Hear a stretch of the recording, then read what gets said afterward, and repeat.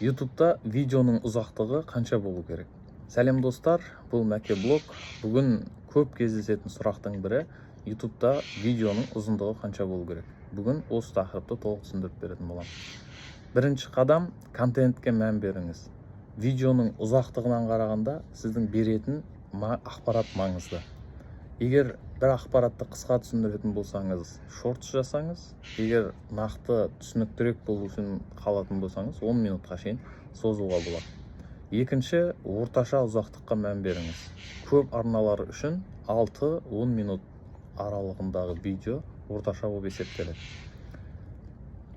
Ең осы 6-10 минуттың ішінде сіз беретін ақпаратты нақтылап түсіндіріп бере аласыз, яғни негізгі ойды түсіндіре аласыз. Үшінші, шортс пен лонгты араластырыңыз. Шортс 60 секундқа дейін сізге жаңа көрермендер тартады, ал ұзақ видео 6-10 минутқа шейін сізге тұрақты аудиторияны қалыптастырады.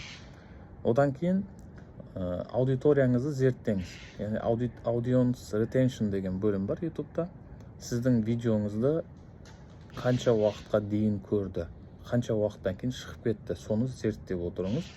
Одан кейінгісі видеоңыздың қысқа болса да ұзақ көрілгені, яғни видеоңыздың сапасына қарай қараңыз. Мысалға, 3 минуттық видеоны 100% көрілген, ал 10 минуттық видеоның 30% көрілгенінен қарағанда, жаңағы 3 минуттық видеоңыз сапасы жағынан жоғарырақ болады. Яғни сіздің аудиторияңызға қарай. Енді қысқаша айтатын болсақ, видеоңыздың сапасына мән беріңіз, яғни одан кейін шортс пен лонгқа қараңыз және аудиторияңыздың құндылығына қараңыз. Яғни видеоңызды толық көре ма, толық көрмей ма, соған байланысты зерттеп отырыңыз.